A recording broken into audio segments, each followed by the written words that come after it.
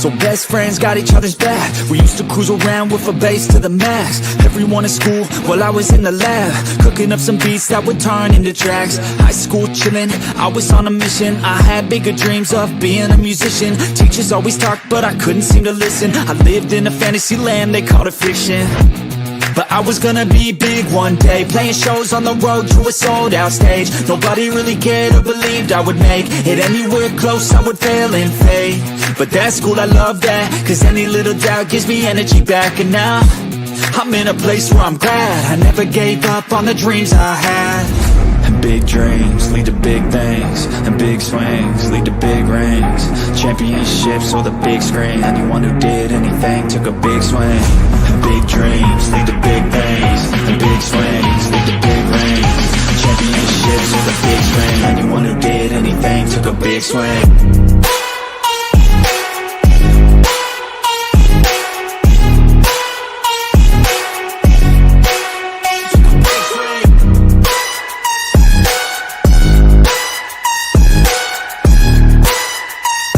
Yeah, let's go. So if you want something big, you gotta swing fast, swing hard and commit. You might miss 10 times, but when you hit, just make sure that you get all of it, okay? People at the top took risks. Investing and testing is all that they did. It's not complicated, it just takes grit. So never give up, take a swing at it. And big dreams lead to big things, and big swings lead to big rings. Championships or the big screen, anyone who did anything took a big swing. And big dreams lead to big things, and big swings lead to big rings. Championships or the big screen, anyone who did anything took a big swing.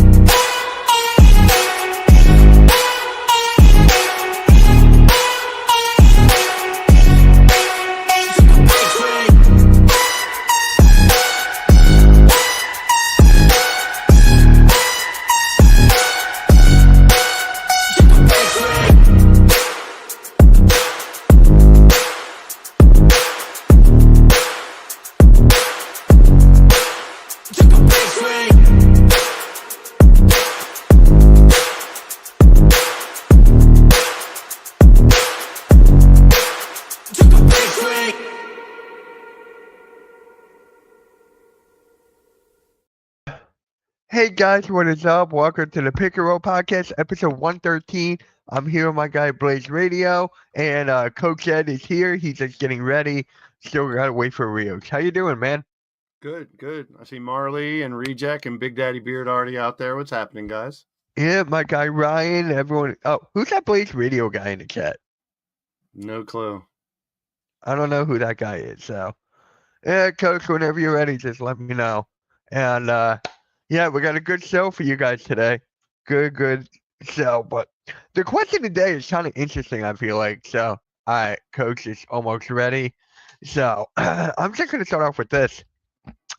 If you had the first pick, right, and you can build around, all right, Coach is ready. How you doing, Coach? Yeah, I'm good. How are you guys doing? Doing good. And no, Dark Lumen, this is not live. This is pre-recorded.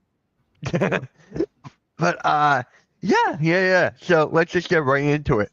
If you pick one player to surround your team with, who would it be and why? And here's the kicker.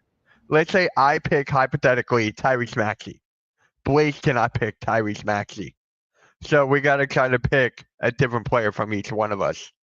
So it's actually I feel like it's kind of interesting. So, yeah, what is up, Chad? What is up, man? What is up? Yeah, your Steelers got Mason Rudolph. That's their quarterback. Yeah. Hey. So let's start off with Blaze here. So who would you pick to surround your team with?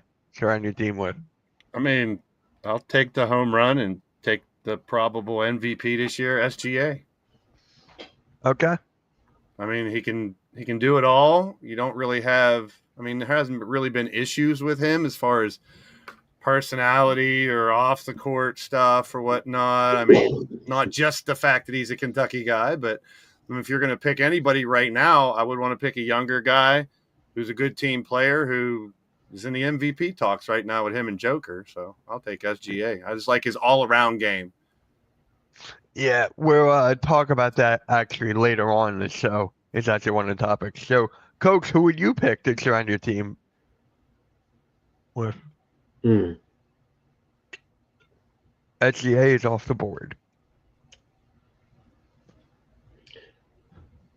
Anthony Edwards. I knew you were going to go that route. I had a really good I was feeling. You were battling always a big between, fan of him. I'm battling between him and Brunson. Ah, that is close, but if it were me, I'll pick Edwards. I take Edwards because he has better defense. That's Yeah, but Brunson is gritty and the leadership skills, and he can score on you. So, but yeah, I'm going to take Anthony Edwards. all right, sounds good. I like Marley's take right here, Kate Cunningham. Not a wrong pick at all. The way he's been playing, the way Detroit's been playing with Tobias Harris. I just got to throw that in there. SGA looks like, okay, so for me, I'm going to try to go outside the box here. I don't want to go like too old. I don't want to go too young. So I'm not going to go Jokic. That's pretty much like everyone's going to pick pretty much Jokic Mhm. here. So it's really, you know what? Shout out to Rios. I want to start out with a young team. Give me Sengun. I'll take Alperen Sengun here. I really like his All the game other players in the NBA. because I'm trying to go outside the box. Okay. If you want me to pick someone in the box, No, then you I'll pick whatever LeBron. I'm just saying, you got the whole NBA, but 2 players to pick from, and I'm not knocking Şengün at all, but Yeah, yeah, my bestie Joey. So, haha, I beat you. Don't want to go too old or too young. Hey, you beat me to it, man. Pause. Tatum. Yeah, a lot of people are gonna go pick Tatum. All right. You know what? I'll switch. I'll go with Tatum's teammate, Hmm. Jaylen Brown. I want a winner. I want a winner who can lead me to the finals, actually steps up in big time moments. I'm gonna go Jaylen Brown, and I can't stand the Celtics.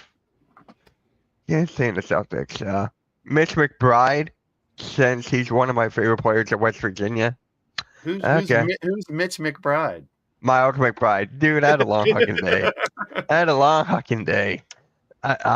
Yeah. So I'm waiting for Rios if he actually pops in. He didn't give me anything. All right. If you guys have a rant, if you guys want to, if there's something that's bothering you right now, let it out. I don't, Uh, man. I really don't. It's kind of like that You know, calm before the storm type of postseason stuff, and not really excited about your own team. And you can't really care about the whole thing. It's like, so wait till next year. But I'm hyped about the postseason. I think it's going to be pretty competitive. I am always hype about the last couple weeks of the season. We talked about it last year. The level of play will rise. yes. Get in, teams trying to get ranking, trying to get out of that play-in, teams trying to get in the play-in. So you'll see the level of competition rise going into the postseason. So I'm looking forward to that. All right. Coach, is there something you want to rant about or something that you're looking forward to? That's I mean, you actually get me good. talking about LeBron or Perkins, I can rant. I mean, we're talking Me about and LeBron Coach in a can bit. debate about Perk again. We're talking about Well- LeBron again in a minute. I'm going to say this. Draymond Green. Yep. That, in terms of when we deal with the loss of loved ones, Yep. and you're wrong, just come out and flat out admit you were wrong. And he was very dismissive in a sense, disrespectful. Bro, Cat lost somebody, his girl lost her best friend, and you could tell that that's family. And to be dismissive and then act like, oh, I didn't know. Yo, change your tenor. I mean, he's the worst person in a public figure that I could think of right now for that. I mean, that just really, Yeah. I was just so angry when, you know what? Well, that's what I heard was, he didn't want to face Jimmy. But excuse me? Yeah. And it was verified. It was verified. Yep. It You goes know. back to that philosophy I like to say sometimes. I mean, yes, these are role models and stuff too, but we love these guys because they're good at basketball, not because they're Mhm. great people. Some of them are great people, some of them are piece of shit people. I mean, you can go all the way back to the Ty Cobbs and back Mhm. in the day and how horrible womanizers, racists, just terrible people, beating their wives up, alcoholics, drug addicts. I mean, these are the professional athletes, and yes, sometimes you fall in love with how they are outside the game too. But I always try to keep in the back of my mind, this person's on this stage because they're really good at basketball. That's why. It's not because of their political beliefs or their religious beliefs or any of this other stuff. I mean, and I let everyone be whoever they want to be, but that's a perfect example of like, I respect Draymond Green, the tough guy type of player. Mhm. You got to have Mhm. that on a team. You Mhm. Right. have a badass on your team that ain't afraid of nobody, your whole team gets raised up. So I would never, I'm Mhm. not talking about his game at all, but when you see people say stuff like that, and they should know how much weight their voice has by now, since high school, college, being treated like kings and queens, making all the money in the world, supporting dozens of people that work for them. But I always try to keep that grain of salt that, like, yeah, it disappoints me to hear them talk like that because they have that stage where their voice is going to be heard by millions. And to say shit like that, it's just like, that just proves, like Coach said, what kind of person he is. And we're not talking about him on the court, which he's shown that type of attitude on the court too, and Mhm. in practice and stuff. But I mean, is it just his personality bleeding over to say something stupid like that? Is he looking for attention? I mean, I don't know. I mean, they have a lot better things to worry about right now because with the addition of Butler, they're in the game. They're back in the game. Draymond's Mhm. a huge piece of that. Steph is still one of the best in the game. They have Mhm. young players. They're back in the mix, but he's gonna distract it by saying dumb shit. I mean, I don't understand it. I just wish they had more of a mental capacity to realize their voice is going to be heard by millions. And sometimes you just got to keep your opinion to yourself, but that's them. He wants to tell how he feels about something, and we have a right to shit on it when it's like a bad take like this.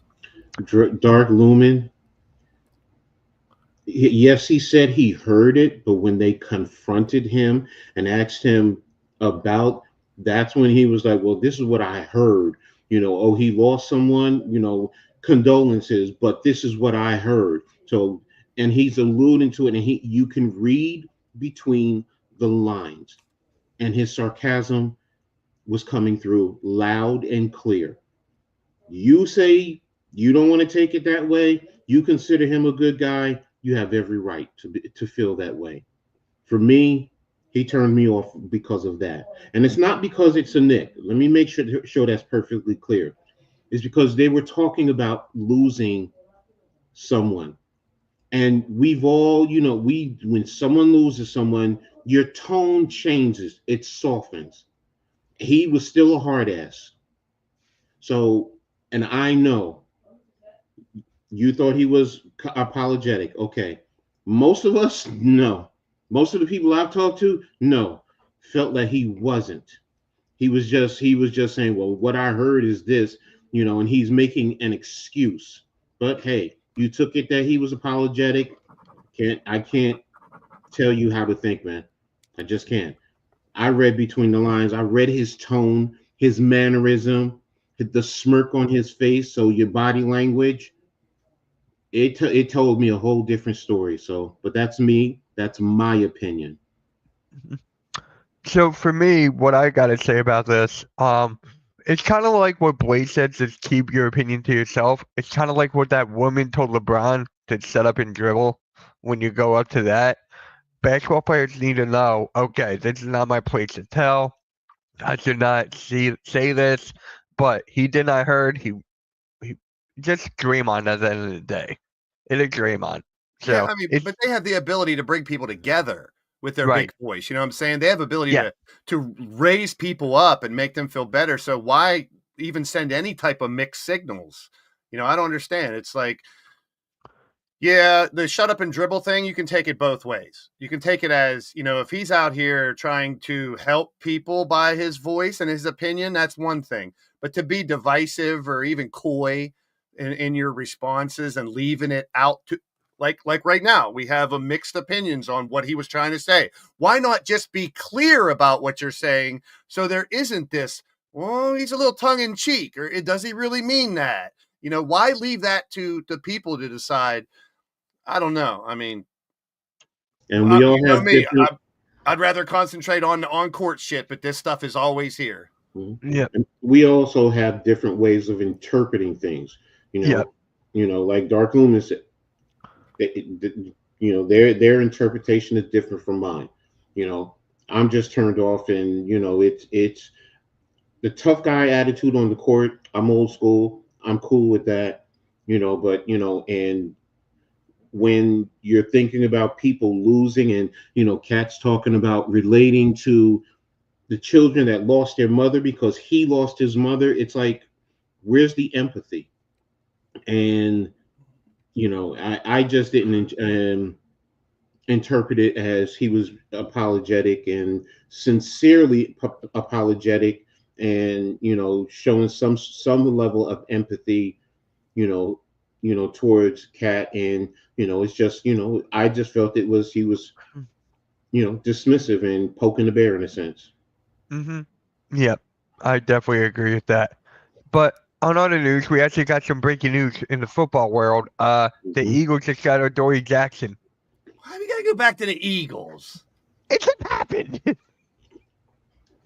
It just happened. Who? That's nobody big anyway. The Giants. Come on, get over it.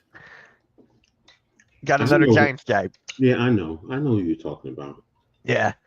Well, you're gonna win 10 Super Bowls in a row now with that pickup. Yeah. It was. And that's a good point by Dark Lumen. We don't know what else happened behind the scenes. We can only take what we see on TV, how they present themselves when they're being interviewed, when they're being questioned. If something like that happens, that might change a little bit. But they know by now, after being in the spotlight for so many years, that everything they say will be scrutinized, and how they say it and their mannerisms and everything. Yeah. Oh, Marley likes your shirt, please. Ducky. Yeah, March Madness is starting the selection Sunday. This Sunday, I'll be live streaming it. Yeah, Cooper Flag shirt. Yeah, sucks. Boy, the biggest, what you were just talking about. Cooper Flag shirt? No, but selection Sunday. Oh yeah. It's a massive, massive disappointment for me.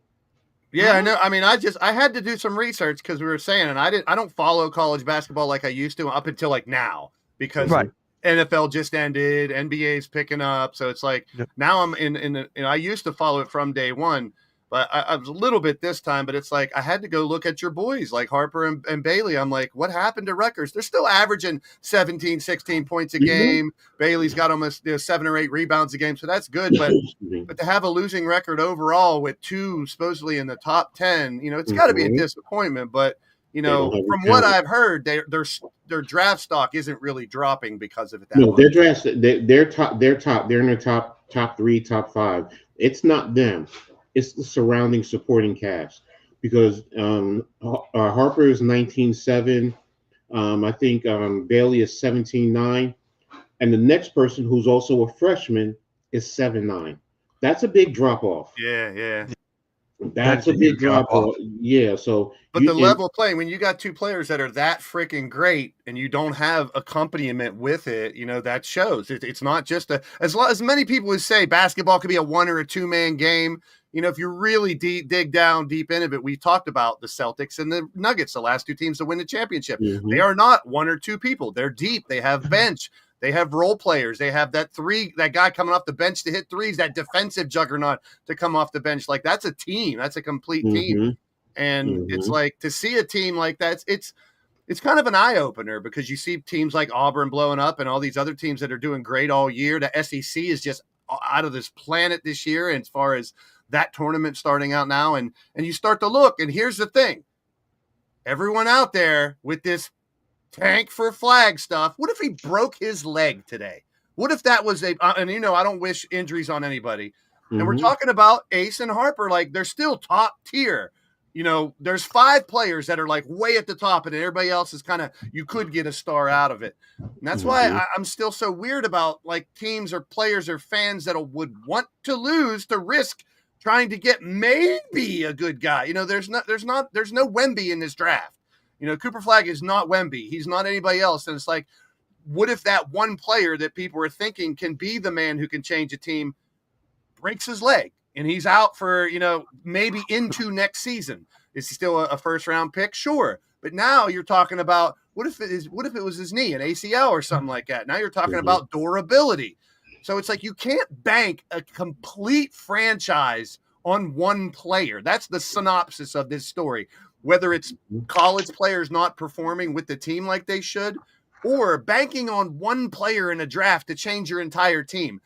I don't know for sure, but I'm pretty sure most professional hierarchies that run these teams don't think one player is going to save their world in this draft. So it makes no sense to want to lose to try to get the first or second or third pick because of the lottery and because none of these players are like guaranteed. I still think the 2 Rutgers boys have everything you need in an NBA player. But it's like now people are going to start to question a little bit. Bailey has all the tools. He just has to gain some weight and get stronger. I watched him working out with Giannis, and Giannis was telling us, and he's picking it up beautifully. He has a good stroke, and he can shoot the 3-pointer. Harper, gritty, can attack the paint. He can post up for you. He can play the passing lanes. He can shoot the threes. He also is left-handed, so it does throw some defenders off. So, and he's more plug and play right now. He's NBA ready because he's also been groomed.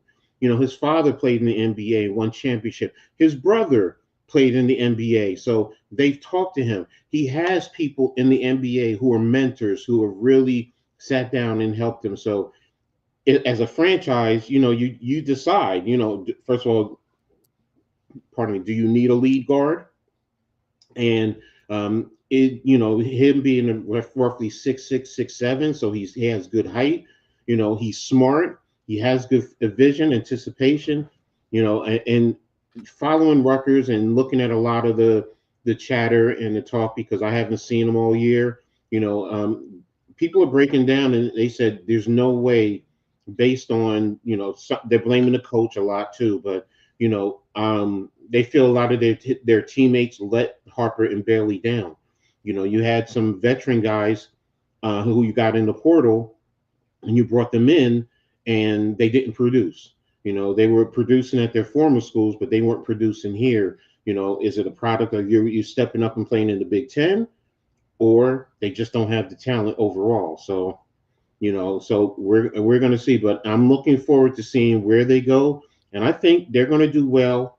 Bailey may take a little bit of time to adjust to the level of physicality, but once he gets used to that, I'm telling you, he's going to develop. It's kind of like KD when he came out from Texas and went to Seattle, but his scoring was there. But yeah, what did teams do? They were physical with him because he was skinny. Giannis, when he first came in the league, he was skinny, but he got in the weight room. So, and that's what I'm looking at down the road within the next 5 years. I think Harper might start out well, but then Bailey will grow. And if they're in the right systems, then you're going to see, their talent. Cooper Flagg, I haven't really followed. I haven't seen anything. I've seen limited highlights, so I can't speak to his game. So you guys would have to tell me. I think one of the point that you're making too is that we've talked about a lot is that these are little kids. These are babies. Their bodies still haven't developed yet. Coming out freshman and sophomore, you're still growing. I mean, you can still grow a couple inches. You can still put on a lot of weight. I mean, once you get into your mid-20s, I think the man's body accepts weight a little more. Like I was a skinny prick my whole life until I turned like 40, and then I could put on weight. So it's like, I know everyone's different, but in that 17 to 22 range, your body is still growing. So we see more of it now because of the one and dones and the two and dones instead of when me and Coach were younger, you saw big boys coming out of college because they're already 22, 21 or whatever.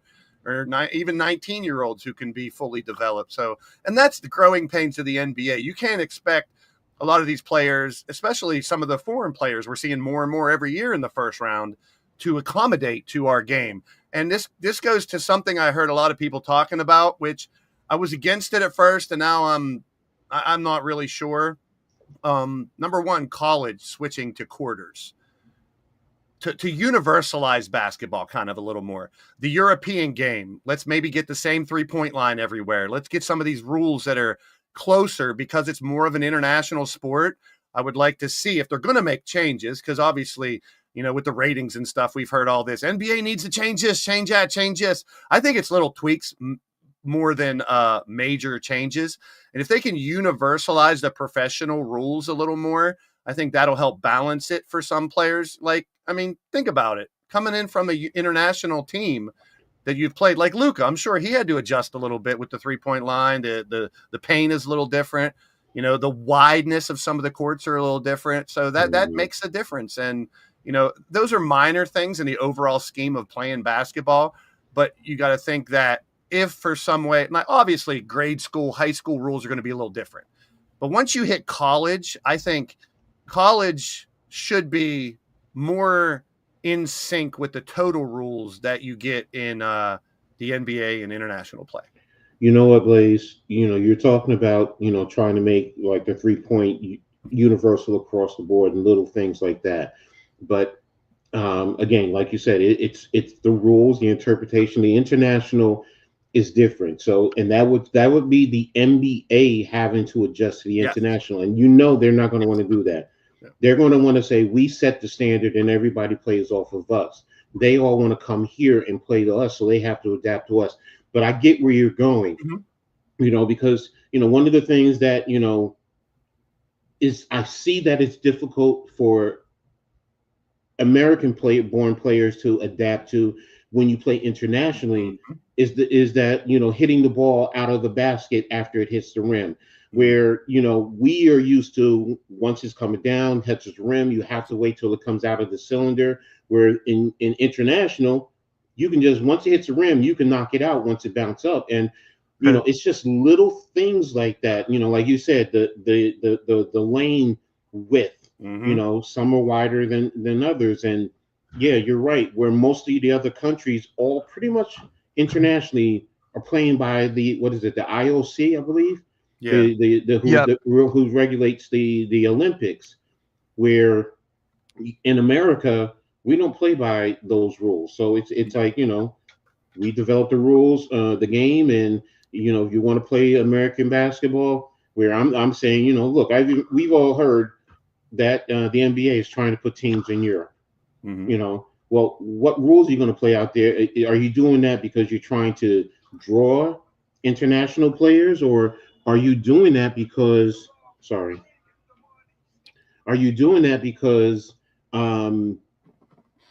you're trying to force international teams, in a sense, to adjust a little bit more to the American game? I don't know. So we'll see. Yeah. The thing I'm looking forward to the most about the Selection Sunday, I'm just going to say this and then we'll move on to the next thing. It's just, I always love when you see the college teams like waiting for them to get in, to get placed. And then once they find out, you see the excitement and everything, no matter what seed you get, they're just glad that they made it. That's always been my favorite part. If they're like the 16th seed against the 1 seed, we've seen 16 seeds beat 1 seeds. So anything can happen in March Madness, and seeing the look on these kids' faces, I love the most. I think that's the greatest thing. Next to the dunk competition, the tournament, the March Madness is one of the things I normally look forward to a lot, because I used to do the big board behind me. I would get 4 big boards. I'd make the board out. I'd fill it out the whole way. I used to do a poll, so I'd run around the whole neighborhood and have a bunch of people fill out their brackets and get them back to me, and we try for money. And then it's just a big what if. Who's going to be the Cinderella team? What small school is going to get a win over a big one, like you just mentioned? Who's going to have that Steph Curry, Jimmer Fredette, Danny Manning type of run? And now we have a new star. That could happen with a bunch of these teams, where one of their sort of stars become a mega star because they ride that wave of that player through the whole tournament, make it to the grade 8, Final Four, or whatever championship. And now all of a sudden, the 5 players we're talking about in the draft become 6 or maybe 7 just because of March Madness. What's up, Nick? Yeah, what's up, Nick? How's it going, man? How's it going? So I'm actually showing Cooper Flag on the bench in the second half. So it's Yeah. probably just like I've had they're talking about it on one of the PTI right now about his injury. And they're showing he came back out and he was on the bench for the second half. They just didn't play him because they were up 10 most of the time. So just from experience, I've probably twisted each of my ankles 2 or 3 dozen times over the years. There's a grade 1 sprain where, you get a little bit of coloration and you're back in a day or 2. A grade 2 sprain can keep you out for a week. And that's when you get the black and blue turning gold and you can't put weight on it for the first few days. And then a grade 3, which I've had a bunch of times is it's swollen so bad. You got to stay off of it and keep it elevated for like at least 4 or 5 days up to a week. And then the second week is recovery. Could take a third week to get back to full strength just off of and then that's not even discussing tendons, ligaments, anything that might've been damaged or stretched out in the ankle. And the thing that they were talking about, and I was watching McAfee at the same time, this is what blows my mind about the NBA as a whole. LeBron might be one of the only ones left that wears mid-length or high tops. They're all wearing low tops. And a lot of, and what they were talking about is the reason, like KD, you look at KD's shoes, they are like runner's shoes. They're nowhere near like me. When I played, I would double tie. I had ankle braces I would wear because of how many times I twisted my ankles and because I was skinny. You're landing. And they're like soccer players wore low cleats and stuff too. So they were comparing that to the agility. But I'm like, soccer players aren't jumping up and down on hardwood nonstop. That's the problem is you land on someone's foot and then you turn your ankle over. That could be a day or 2. That could be 3 weeks. So depending on, if he's walking on it right away, I'd say it's probably a grade 1 at the worst, a 2. So he should be back for the tournament. Man, boys, you just took me back. I remember in college, I sprained my ankles, and I was walking around campus with crutches. And as a bigger guy, it's tougher too because you got a lot more weight that you're holding on to those feet, to those ankles. And going through therapy, but then come game day, what do? Tape your ankle up to the point where it's like a cast, and you go out there and play. Air cast. I used to wear air casts on my ankles. I had 2 air casts I would wear and then shoes over top of it. It just blows my mind to see, like, if you go to a Finish Line, or I don't even know if they have Foot Lockers anymore, in different stores, basketball, it's all low tops. I'm like, are you crazy? Yeah. Like, and I mean, I don't know. I don't get it. I could not play. I get 3/4. I get 3/4 sneakers. I played 1 year in low tops because my team was green and I couldn't find Adidas green. I only found them in low tops. And I had to wear ankle brace, air cast, tape, everything, or else my ankles were destroyed by the first half. And that's not even twisting them. That's just, lateral movement and stuff. As a basketball player, you can injure your ankles. So as soon as I see someone roll an ankle, my heart drops a little bit. I get that feeling in my legs again that I felt. And I mean, hey, I tell the story about that outside dunk competition that I got second place in, and I had ankle brace. I had a twisted ankle earlier that week. Luckily, it was far enough along where I had it so taped up, you can't feel it, as much. Like you said, it's like a cast almost when you tape it up so much. So when I see a player like that go down, and that's the player right now, most people are thinking going number 1, and you never know. You never know what can happen. If you want somebody to talk about Duke basketball, Man Cave is the one. He's a big Duke fan. He is. Dookie, huh? He is. Just don't bring up Christian Laettner. I can talk other Duke stuff. Just don't bring up Christian Laettner. Everybody hates Christian, huh? Oh yeah. I actually did watch that when they had that show, and I was 30 for 30. I love that. Oh yeah, I was like, I don't want to watch it because I just don't want to see that shot anymore. Hey, what about me in Michigan? Right? You're gonna call timeout. Doesn't matter. Weber did it again. And you're gonna travel away and call timeout. Yeah, he did that already. Then again, I guess you love playing against Seton Hall, so Michigan, right? And really, Yeah. I remember. Big East. Do we really going to talk about this Stephen A thing? Do we really have to spend time on this? I want to hear your take because I was going at it with halftime. All right. And halftime was just like, he's a dad, man. He's a dad. I'm like, bruh. Here's the thing, though. He's also What his is up, kid's a Xavier? grown man, a professional. If you're going to be a grown man and professional, you're going to put your kid in that position. I get it. Being a dad, you're going to want to defend him. Yeah. He knows Stephen A enough that he could have done it in the back at halftime, where he knows the camera. He knew the cameras were on him, and he was trying to just like when Tatum hit him in the chin yesterday. Oh my God, I'm injured, and he acts like he got murdered. You're too good to do that. He's too amazing to have to do that shit. But he knows have you ever seen the video of the little kids? And they say, this is what LeBron has created. And the little kid, it's an out of bounds play. And they're like right on top of each other. And as soon as the out of bounds comes in, the kid's arm goes up and the other kid just totally flops and gets the call. You know what? I have a hard time with this, with the flopping and blaming LeBron, because I'm sorry. The master was Reggie Miller. Oh, yeah. He's carrying it on. But it just, everyone is saying, well, LeBron is the problem because he created it. No, some of y'all need to. That's the thing. They blame exactly. But every last player continues that. I'm sorry. He just does it more. Plus, the eyeballs are always on him more because he's arguably the greatest player to ever hold a basketball. And when people talk about that, he's one of them in the conversation. He should realize, number one, I get it. When you're that big of the man, you're going to get that call if it looks even close.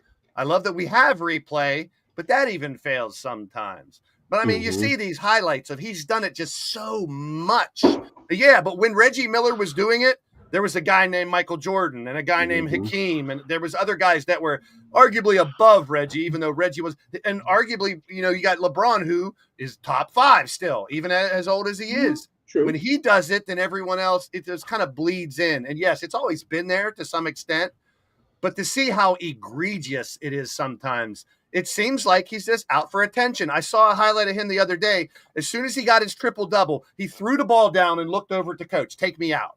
It's like, what kind of player is that? Like, do you really want that type of attitude? He's out just for number. I got my 50,000. I got my 40,000. I'm the highest scorer in this. I get all that. But to stage this with Stephen A, where you got to confront him right in front of the world to say it, you could have done it somewhere else. I get the father thing, but Bronny's also a grown man now. Let him fight his own battle. Let him prove that he can be. And Stephen A, as much as I disagree with things he said, he's 100% right about what he said about Bronny.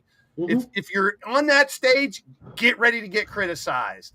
I still am a fan of Bronny because even though people say it's just G League, scoring 30 points in G League ain't nothing to sneeze about. You mean Bronny James? He's still playing against people that are trying to get into the closest to the NBA players that there are. And once again, let's go back to the fact he only played 1 year of college. He's not as tall as the other James. He doesn't have the body of his dad, and then living under the shadow of your dad that whole time.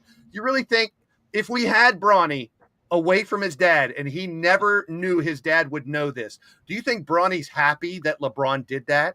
That's an embarrassment to his son. I get sticking up, but now it's like, I can't fight my own wars. I need you, Dad, to go out there and yell at someone who criticized me. Why don't you let me prove his criticism wrong on the court eventually? Blaze, I'm going to say this, all right, because we come from a different era. Cheryl Miller, she was on. I saw it. You saw how she was talking about Caitlin Clark, and she said, I'm glad where I came from because it's different now. Yes, social media has opened it up to I want the attention. They're in that era. Yes, it is. And they're used to it, they embrace it, and they run with it. And that's where more than LeBron, it's thank you. It's more of a societal thing because of social media. Yeah. Because instantly, what do we always do? No matter what, we're picking up our phones. We're see going. What people are saying about it. Yep. See what people are saying. Going to all the different social media platforms. And guess what? That's the norm where you and I, guess what? We picked up a paper. We were, that's where it is. We turned on the TV, listened to the radio. You didn't have all this coverage inundating you the way it is today. So Coach, yeah, look, if this was 1989, we would have been hearing the story about how LeBron punched Stephen A. back in a locker room somewhere. That's what it would have been. Keep my son's name out your mouth, like a Will Smith. It would have been no on TV. LeBron would have took it under himself to be like, now say something about my son, Stephen A. That's what we had been heard about. It would have been on TV or nothing because they didn't have cameras everywhere and film everywhere. But we would have heard about LeBron got mad at Stephen A. and punched him. No, you're right, and that's the thing. A lot. It's just like the Mad Max when he's talking and you're hearing all this stuff, and it's like I'm sitting here. I'm like, oh wow, I didn't even hear this. I didn't know that. Like I love the one about Akeem. I was like, oh wow. You're right. Everything's under a microscope now, 1,000 times more because of social media that we didn't have back then. They sit back and they embrace it. Everything they do is under the microscope. They go to the store and they go to the bathroom and somebody is, LeBron James or Steph Curry went to the bathroom. Yep. They were in the middle stall, or they were in this stall, and I heard them in there grunting and really? Yeah. So I get where you're going in terms of, the flopping and he draws. Yeah, you know what? He's in the me era. That's what they do. They're trying to influence the referees because some referees are gullible and they're going to give them the call. And some of the more veteran referees are going to tell them, shut up and just go ahead and I got it. I saw it. Or you know what? I missed the call. So you know what? But as far as with him and Stephen A., I'm with you, man. First of all, your son, my daughters will tell you when they were 18, I'm like, y'all grown, man. I don't have to. Now, as long as somebody don't put their hands on you, anything else, I raised you. You know how to handle yourself, talk your talk, whatever the case may be. Go handle your business, or you know what? LeBron James, you're supposed to have that rapport with Stephen A. Yo, Stephen A., I need to talk to you. Can we talk? I'll talk to you after the game. Yeah, exactly. So yes, he's drawing attention to it. Like you said, cameras are out there. And Stephen A., like he said during the whatchamacallit, he saw after a while, he was like, yeah, okay, you got it. It kind of reminds me of the Will Smith thing with Jada Pinkett. Why do you have to yell, keep my wife's name? She's right there. She's a tough lady. She can speak for herself. It was a big problem. I'm sure if you got Bronny quietly alone, listen, your dad will never know about this ever. How do you feel about him? He's probably going to say it sucks because it makes me look like I can't fight my own battles. Right. Like I got to have him go confront someone on TV. And then here's the worst part. That night and the next day, we're not talking about the basketball games and who won. We're talking about LeBron confronting Stephen. That's what I hate the most is it takes all the focus off of the court. The game is why we're here. True. But I get the whole social media thing, and it's part of it. I don't have a problem with it. I live on social media. It's what I do, every day. So I have a problem with it. I just think, and I've said this a million times, if kids and high school people were taught, especially athletes, and I'm sure they are to some extent once they get up there, how to handle the media, how to handle questions, how to handle social media when you're in the spotlight. Mm-hmm. You can have your social media presence because I know you get monetized, you can make money, you get fans that way, you please your fans. I totally get all that. But there has to be a line drawn. And we talk about the Maxey and the Paul George thing. Why is someone like Maxey decides I'm going to stop my podcast so I can concentrate on the game during the season. But then someone like PG says, I want to keep going because we have stuff to talk about during the season more on a basketball podcast. I get both ways, but it's like, obviously, some people can't juggle both. Some people can. That's the fine line now. Can you be this social media presence and still do your job? And if your job is lacking and you're putting too much work over here in part B, there needs to be like a manager, a general manager, someone to say, hey, listen, let's sit down. Let's talk about this. We need to change some things. They're still working for that company. No matter how big you are, LeBron or AD or KD or Ant Edwards, whoever, you're still working under this corporation. And I just think a lot of them think they're bigger than the corporations anymore. It's tough. It's never going to go away. It's only going to get worse, but it is what it is. And the moment I think we get a new crop of kids with different attitudes, maybe that some of this might go away. I hope. I mean, look at Anthony Edwards, right? With his off the court antics, yelling The at more he referees. opens his mouth, the more I lose respect for him. And I don't want to, because he's like one of my favorite players, how he plays. Yep. It's almost like he Exactly. doesn't have someone helping him know what to say. Or listen, I 100,000% be yourself. Do not change who you are. I'm not saying that for anybody, but you got to know the limitations, especially when you're that big of a star. Once again, it's back to what we talked about before. Your voice is so prominent. You got to kind of be a little more careful of how you present yourself, but still be yourself. I don't want people to fake who you are. But once again, we don't follow these players because they are this religion or follow this background or they, they're this politics side or, yeah, their voice can have power, but we follow you because you're good at your sport. You're one of the best in the world at what you do. So I just wish they would use it more for positive things instead of trying to sway people to follow their opinion. That's it's not just athletes though. That's everything. That's businesses. Yeah. That's people It in comes with this. entertainment. Money. To a certain degree, think about us. Yeah, we would love to be monetized because that's some extra money in our pockets. It may not be a lot, but it's still money. So I get it.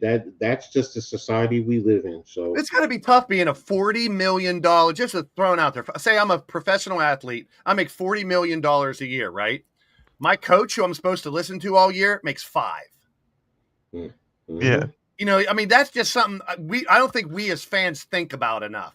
That I'm not giving them the right to be, with the God complex, but I understand why when you're, like, if I was working for my boss and I made 4 times my boss, actually, let me give you an example. When I worked for Verizon, we sold cell phones.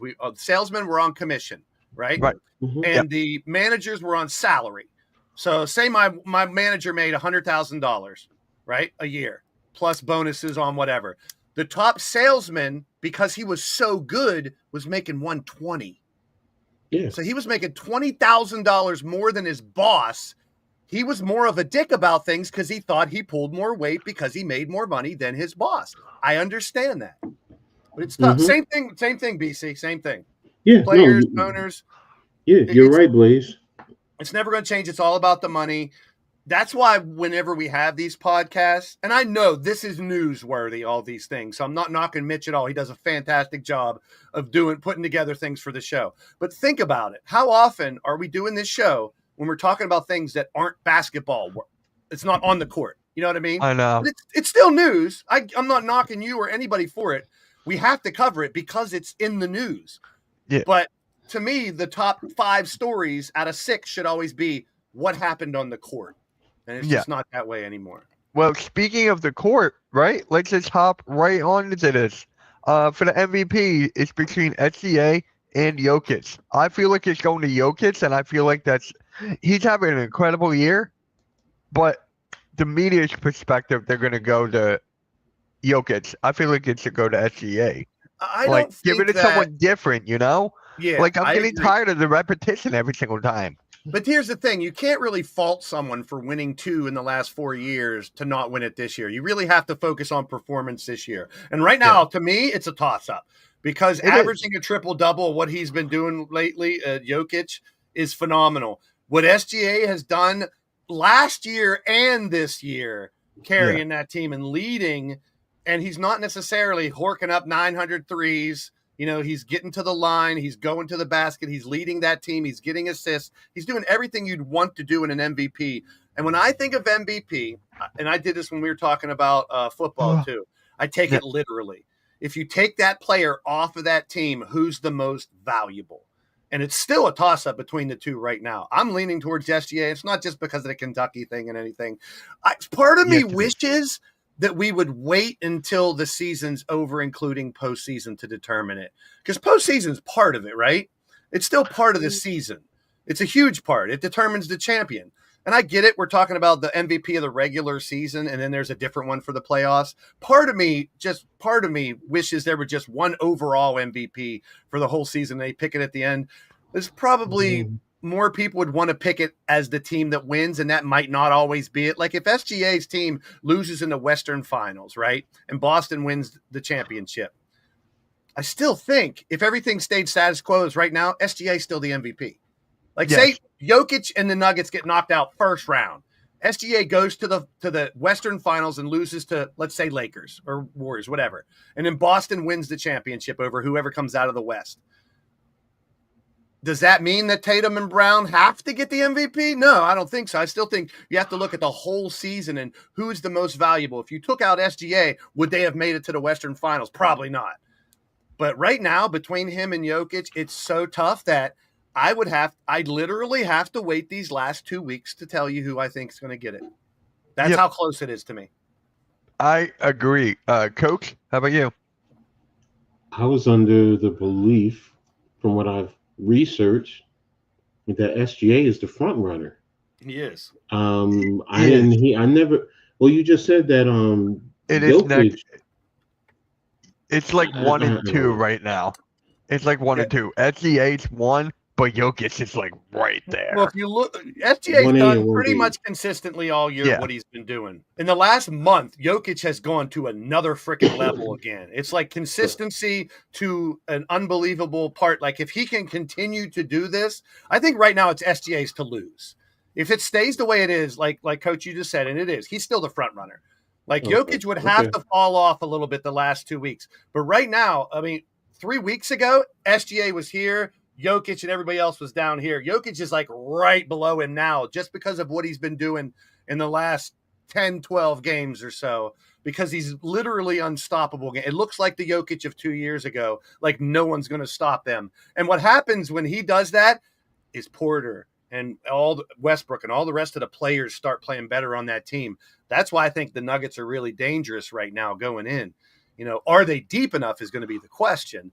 But SGA, it's his to lose. It's his to lose. He would have to have a couple 12 or 10-point games or something in the last thing, and Jokic just keep doing what he's doing, which is out of this world.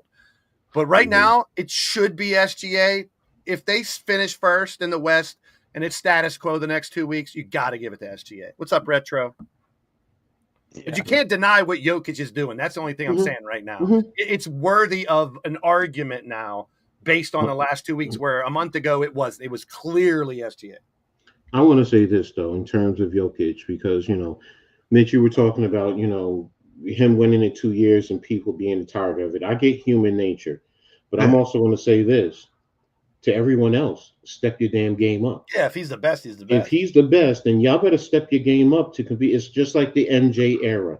MJ was the best. Guys needed to step up. I feel for my Knicks and Patrick Ewing. Yeah, we had to deal with Michael, with Utah. When Utah had those moments, the only time anybody got a break is when MJ stepped away from the court and Houston won the 2.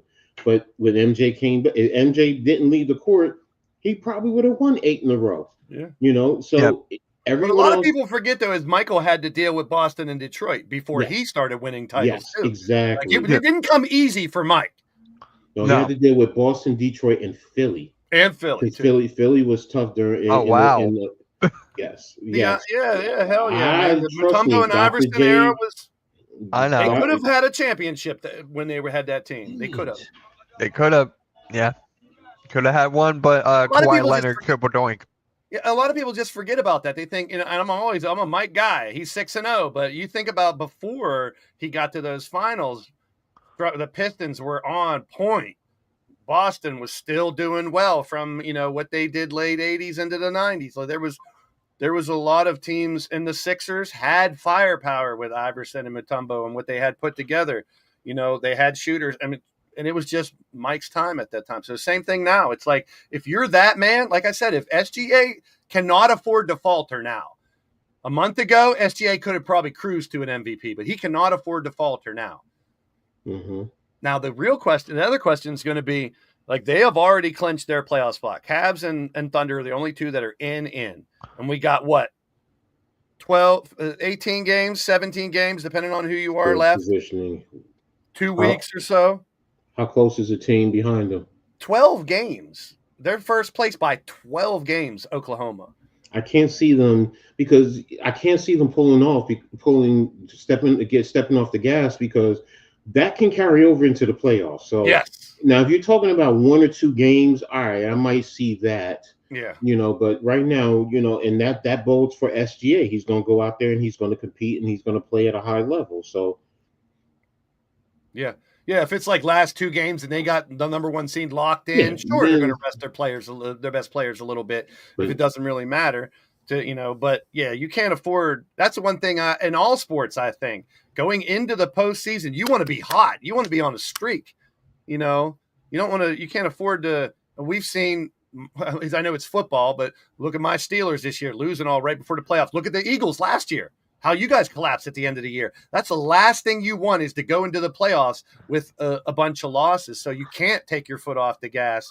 I mean, 12 games, Boston's back 8.5 games. Boston can make a run, but it looks like it's going to be Cleveland and Oklahoma going into the playoffs, but who knows? Damn it. Yeah. But it's crazy. But the way I was looking at it, it's not just about the player. Everyone's got to step up their game. Yes, I was more about talking about the media and how they were always like pushing towards the one player, like Jokic. And we talked about that last week too, Mitch. I'm glad you brought that up. It's just like, once again, what are media people going to do? They're going to try to make a newsworthy announcement, something shocking, something that you're going to want to talk about on social media and stuff. So just like you're alluding to, if they start talking Jokic up more, then you got more talk about it. I mean, people just need to let themselves make their own opinion. Don't let the players talking or the media influence you as much. Of course, they're going to influence you. That's part of it. It's what you're hearing. But that's a good point, Mitch. I'm glad you brought that up. Yeah. For me, I don't know if you guys actually heard this, but there's a rumor that the Sixers are looking to trade Paul George. I mean, if they can, you have to try to move him, and I don't see why not. I mean, it's a good example of just something that didn't work out. I mean, on paper, here's the thing. Let's be real, and this is going to sound way off base, and people in the chat will probably shit on me for this, and it's a huge what if. If Paul George and Embiid were both healthy the whole year, I think we have a different conversation about this. Oh my God. Right, yes. Completely. 1,000%. Yes. And that's the one thing that I think a lot of fans are forgetting about. And that's why, and I think you're on the same page. We were talking about last week. I think we're coming back with the same team next year. Yeah. I hope not. But here's the thing, just because they're talking about possibly thinking to move Paul George, that's good enough for me. Whether they do or not, I don't care. But just that in the air, because it looks like a project that just didn't work, just didn't fit in, whether he played or not. We've talked about it too, Mitch. Whenever I'll still remember that stream where you were going through 43 injuries he's had in his career or whatever. And it's like, but it's going to be tough to get out of those contracts. And I know it's a huge what if, but with the youth, especially with now Grimes, Council, Edwards, Bona, Maxey, McCain, wow. That's a young team that could be competing for 10 years. Yeah. You know what I mean? It's just like, you can be, yes, Sixers are terrible. Yes, they're losing all the time. Yes, they can't beat anybody. Yes, they can't close out. Yes, there are a bunch of injuries. But it's like, I'm looking at the silver lining. Look at all the really promising young players. Yeah. But it's the money of Embiid and PG that are going to hold that team down. And it's not real. If you get rid of both of those, it's going to be at least a year or two. You're going to have those young players until you got to sign one of them, and you can't because you're paying the two guys too much money. So it's a hell of a conundrum they got themselves into. And I know a lot of people want to blame Morey. They want to blame the coach. They want to blame whoever. It's a combination of everything. That's a problem when your team's doing that well. And then you get down on yourself. Like you said 2 weeks ago, I think it was. Look at the expectations, third or fourth. Yep. Now with the injuries, you lose arguably your top 2 players, 2 of the top 3. And now you're fumbling to try to, and your fans lose faith. They don't want to go to the games. They don't want to see the team go there just to lose. I get it. But if you look at the silver lining, all those young players, Edwards coming out of nowhere, Bona starting to develop, Council, you said it the other day, Grimes has been a godsend. Yeah. With Maxey out. So it's like, I just want to focus on the positives.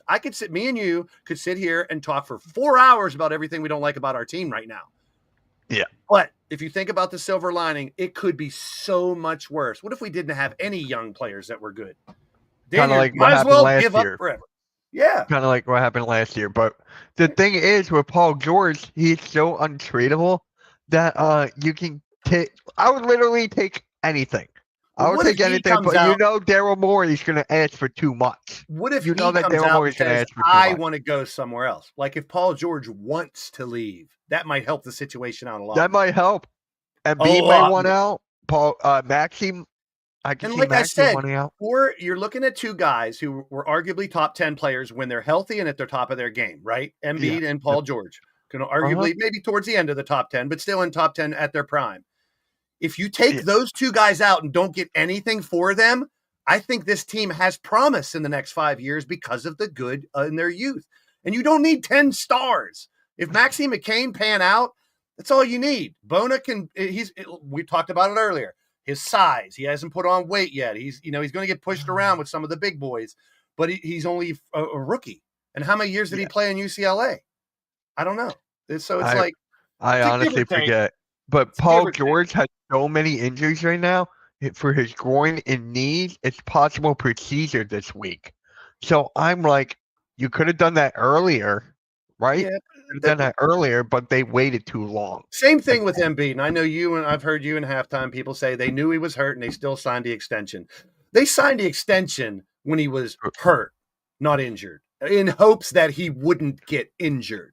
That's the thing. Like, I mean, I don't think they knew he had to get surgery and would be out the whole year pretty much, and maybe into next year when they signed that extension. They're signing that extension hoping, okay, the worst is behind us. We now can manage him better. He's going to be healthy, and it didn't work out that way. That's the bottom line to me. It sucks, but it is what it is. Yeah. Crazy, this whole thing.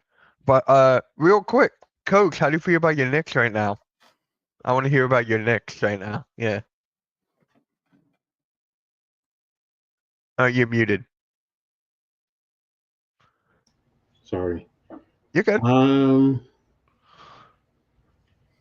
It's an up and down, it's a roller coaster ride with the Knicks right now. Yeah. They had a lot of Knicks fans are talking about last night with the last second win, but it's like, okay, you went out this to the West Coast, you lost the 2 games to LA, yes, you lost Jalen Brunson, but you've won these last 2, and then you play Saturday night against Golden State, which I'm so pissed that they put them on ABC. I'm like, yeah, I'm gonna stream that game maybe. Every time they play on Saturday nights, they get blown out. So, but it's tough with the Knicks because you want to go full bore into them, but then how many times have they broken your heart? So it's like, okay, I'm waiting to see. I'm more, what are they going to do come to playoffs? I mean, I'm hearing good things about the defense with Mitch back. The defensive rating is starting to improve. So bless you. Are they going to make any adjustments? Are they going to put Mitch in the starting lineup, move Josh Hart down to the second unit? I'm trying to figure out why they signed what's his name, PJ Tucker. I'm like, what is he going to bring to the table? It was like a 10-day, right? Yeah, but from when they interviewed him, the reporters were saying that it sounds like he believes that he's going to be here till the end of the season. Just trying to get depth, maybe for the playoffs. Just trying to get depth for postseason, maybe. What can he give you? I mean, is he going to be the last man on the bench? I'm like,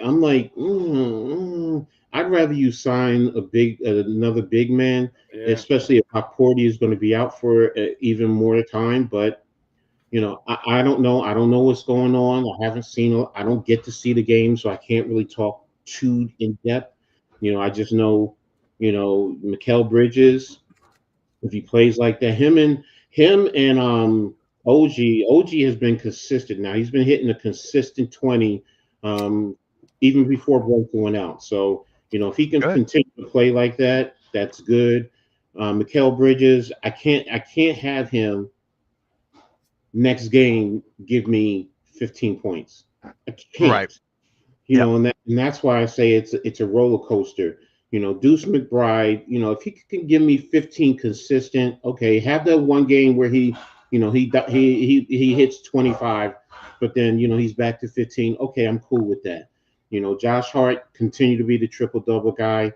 Cat, I understand, he's dealing with little lingering injuries, but mentally, with what his girl and his family's been dealing with, it's like, do I want him to really be the 30 plus man a game? Yeah, I do, but I also understand. So, and Tibbs, Mikhail called you out. Use more of the bench. So and that's the thing. If he can start using the bench a little bit more, I think it will help them in the long run. Come playoff time, because trust your bench. I mean, I know he uses about 8 for the most part, but Yeah. sometimes you got to go 10 deep. Get those other guys in there. Because in situations like this, I don't want to see another Indiana series. Where everyone is key player is getting knocked off because their bodies are breaking down. Let's be real. Like I said before, I heard the argument. Tibbs is not the one to take this team to the championship. Has he run his course? How long have you had him as your coach? I think, what is it, 5 years? It doesn't even feel like 5 years, Yeah, I think it's 5 years. honestly. Oh wow. I thought it was like 2 or 3 at most. No, because remember, Brunson has been here 3 years, and Tibbs was here before that. I think he was here 2 years, and I think the second year he won. Was it the coach of the year? I think he won coach Yeah. of the year second year. So, Right. and then Brunson, this is his third year. So, yeah, so he's been here about 5 years. That's crazy. Yeah. Yeah. The thing for me for the Knicks right now, what are they? Owen, like, what is the record against top teams right now? Isn't it like Oh, they and 8, I believe. 0-8 or something like that? I'm like, things can Well, change and if definitely you in the don't playoffs, know, but I think I don't think the Lakers are included. They got swept by the Lakers too. oh wow, I didn't even know that. Yeah, they lost in New York and they lost in LA. Oh So wow. Damn. So Yeah. it's that's the point. But they're not gritty like they were last year. Yeah. That defensive intensity is gone, and you're going to make the argument. Look, you're trading off key players, letting key players go, getting rid of draft picks. You brought Carl Anthony in.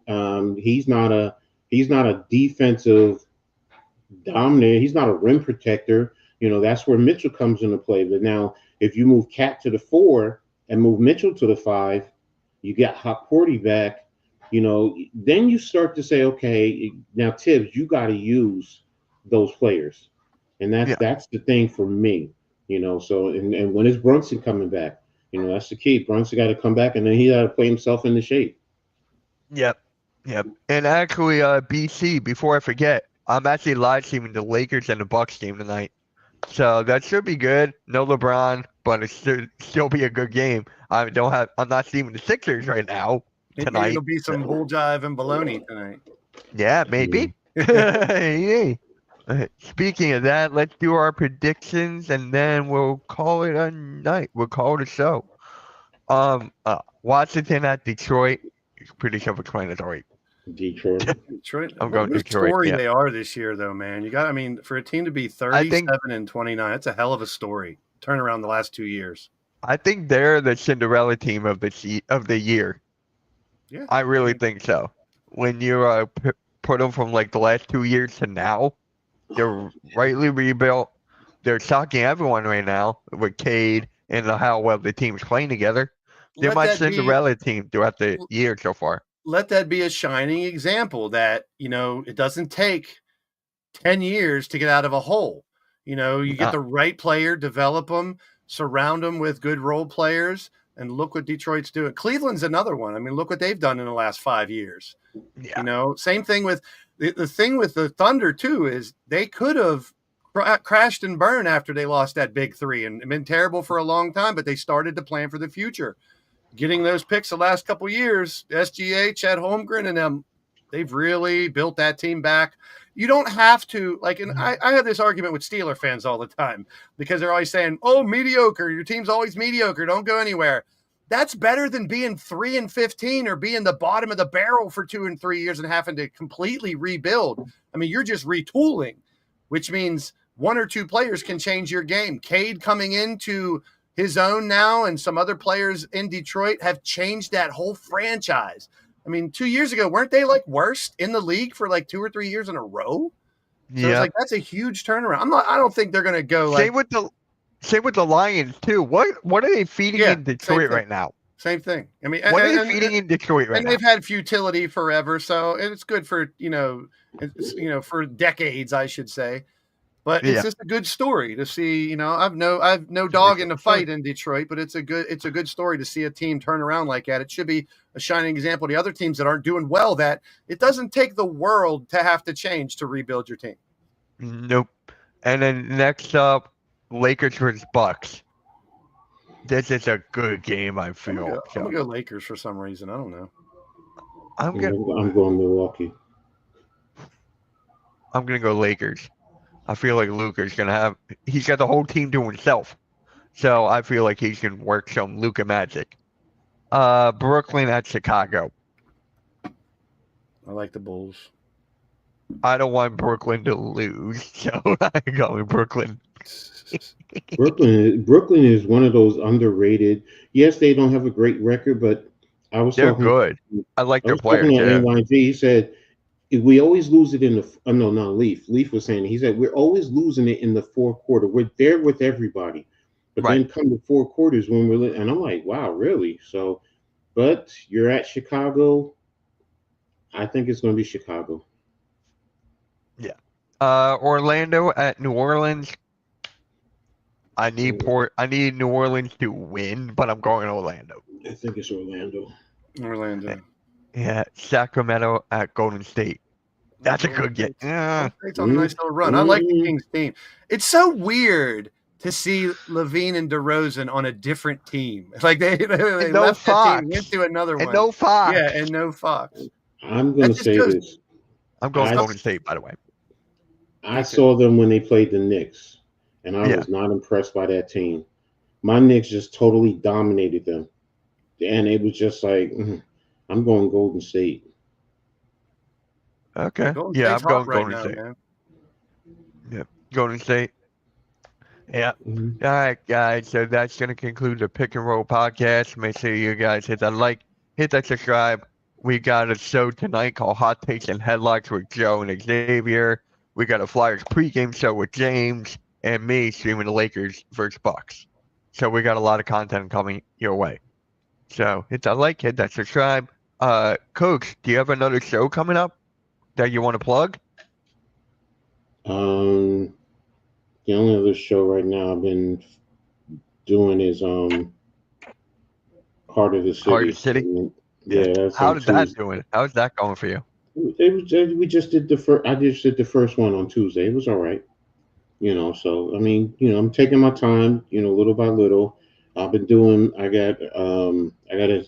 haven't written an article in the last 2 days, but I've been writing articles for the website. So I threw it on a few football articles.